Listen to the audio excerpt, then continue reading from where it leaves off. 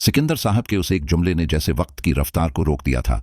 जब उन्होंने ऐनी की फूफो की आंखों में आंखें डालकर कहा कि मैं ये घर खरीदने के लिए तैयार हूं और उसकी दगनी कीमत दूंगा। फूफो, जिनके दिल में पहले ही लालच का बीज पल रहा था, दुगनी कीमत का सुनकर उनकी आंखों में एक अजीब सी चमक आ गई, मगर वो ये भूल रही थीं कि उस लालच की कीमत क्या होगी। फूफा ने जब ये सुना तो वो परेशान हो गए और कमरे में जाते ही अपनी बीवी को सख्ती से टोका कि तुम होश में तो हो, ये घर ऐनी का है, हम उसे बेचने वाले कौन होते हैं। फूफा ने खबरदार किया कि ऐनी उस घर की कानूनी मालिक है, वो जब चाहे हमें यहां से निकाल सकती है।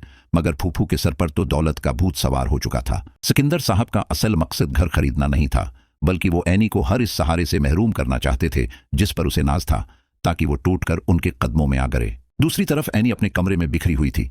उसे समझ नहीं आ रहा था कि उसके तमाम कॉन्ट्रैक्ट्स एक साथ कैसे कैंसिल हो गए। वो खुद को एक नाकाम औरत तस्वर कर रही थी। जावियार, जो ये सब सच जानता था कि उसके बाप ने ऐनी के साथ किया है, वो ऐनी के पास आया और उसे टूटता देखकर उसका दिल पिघलने लगा। ऐनी ने रोते हुए कहा कि जावियार, इस काम से मुझे मेरी पहचान मिली थी, मेरी मेहनत थी ये सब, अब मेरे पास क्या बचा है। जावियार ने उसका हाथ थामकर बड़े धीमे लहजे में कहा कि ऐनी, एक पहचान तुम्हें मेरे नाम से भी तो मिली है, तुम मेरी बीवी हो और ये पहचान किसी भी कॉन्ट्रैक्ट से बड़ी है। ऐनी ने हैरत से जावियार की तरफ देखा। उसे महसूस हुआ कि जावियार भी कहीं ना कहीं वही चाहता है जो सिकंदर साहब चाहते हैं, यानी ऐनी का घर बैठ जाना। ऐनी ने तड़पकर जवाब दिया कि तुम्हारी बीवी होना मेरा रिश्ता है जावियार, मेरी पहचान नहीं। क्या मेरी अपनी काबिलियत की अब तुम्हारी नजर में कोई अहमियत नहीं रही। जावियार इस वक्त एक बड़ी कश्मकश में था।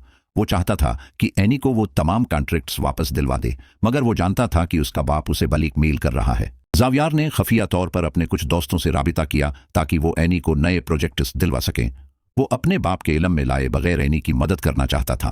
इसी दौरान आदिल, जो सिकंदर साहब की हर चाल से वाकिफ था, उसने जावियार को बताया कि डेड सिर्फ कॉन्ट्रैक्ट्स तक महदूद नहीं रहे, वो अब ऐनी का घर भी छीनने वाले हैं। जावियार के पैरों तले से जमीन निकल गई जब उसे पता चला कि उसके वालिद ऐनी की फूफू को दगनी कीमत का लालच देकर घर के कागजात हथियाने की कोशिश कर रहे हैं। फूफू ने अब ऐनी के खिलाफ एक नया महाज खोल दिया था। वो हर वक्त ऐनी को ये एहसास दिलाते कि अब उसके पास कुछ नहीं बचा और उसे ये घर बेच देना चाहिए। फूफू ने ऐनी से कहा कि देखो बेटा, तुम्हारा काम तो खत्म हो गया, अब उस इतने बड़े घर का बोझ तुम कैसे उठाओगी, बेहतर है उसे बेच दो और सुकून से रहो। ऐनी को शक होने लगा कि दाल में कुछ काला है।